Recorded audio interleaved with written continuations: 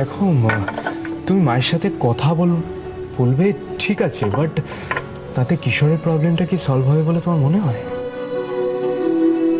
সায়নদা, তুমি ঠিক কি বলছো আমি ধরতে পারছি না। আলটিমেটলি বাড়ির কাউকে তো বুঝতে হবে আমার প্রবলেমটা, তা না হলে তো আমার রাস্তায় যাওয়া ছাড়া আর কোনো পথ নেই। আর দি ভাই বা তুমি যদি মাকে বোঝাও তাহলে যদি কোনো কাজ হয়। কিশোর ট্রাই টু আন্ডারস্ট্যান্ড। দেখো তোমার এখন সিচুয়েশনটা হলো দু নৌকোয় পা দিয়ে চলার মতো। তুমি কোনটা থেকে পা তুলবে?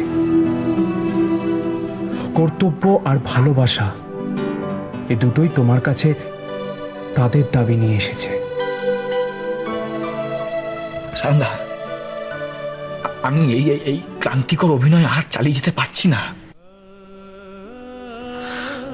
কখনো মনে হচ্ছে মীরাকে ঠকাচ্ছি, কখনো মনে হচ্ছে রাইয়ের প্রতি চরম অন্যায় করছি।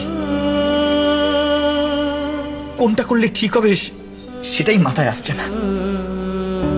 সাহেল, আমরা কি তাহলে ওর জন্য কিচ্ছু করতে পারবো না?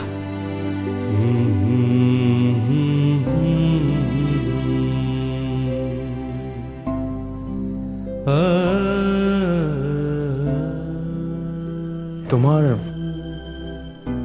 কষ্টটা আমরা ফিল করতে পারছি। একদিকে অসহায় লাগছে। আমি সত্যি বুঝতে পারছি না এক্স্যাক্টলি আমার এই সময় কি করা উচিত। তবে হ্যাঁ, তোমার বড় দাদা হিসেবে আমি তোমাকে একটা পরামর্শ দিতে পারি কিশোর।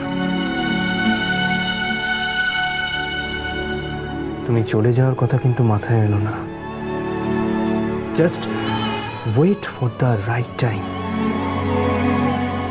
সময়ই পথ দেখাবে কিশোর।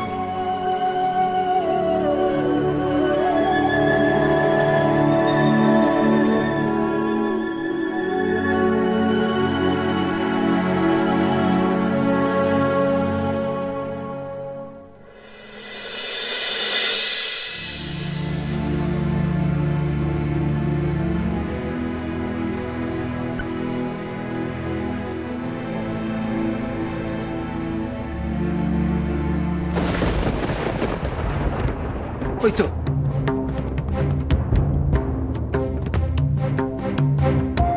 আসুন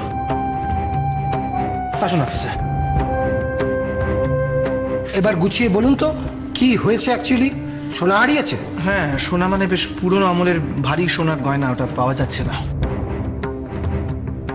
বাড়ির চারিদিক ভালো করে দেখেছেন? হ্যাঁ অফিসার, আমরা বাড়ির চারিদিক কেন মানে সব জায়গায় দেখেছি।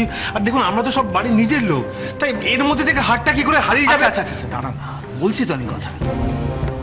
দেখুন অফিসার, আসলে সোনা হারানোটা শুধু বিষয় নয়, সোনাটার মূল্য আমাদের কাছে একটু অন্য রকমের। ওটা আমার মার স্মৃতি। ওই হারটা আমার বোনকে দিয়েছিলেন মা, তো ন্যাচারালি ওটা যখন হারিয়ে গেছে তখন বুঝতেই পারছেন বাড়ির সকলেই খুব আপসেট। সো হারিয়ে যায়নি দাদা, চুরি হয়ে গেছে। আপনি শিওর যে চুরি হয়ে গেছে? হ্যাঁ, মানে পাওয়া যখন যাচ্ছে না তখন তো। তুমি কেন কথা বলছো বলো তো? যিনি তদন্ত করতে এসেছেন তাকে কাজটা করতে দাও না। চুরি না চুরি সেটা তোমরাই বুঝবে।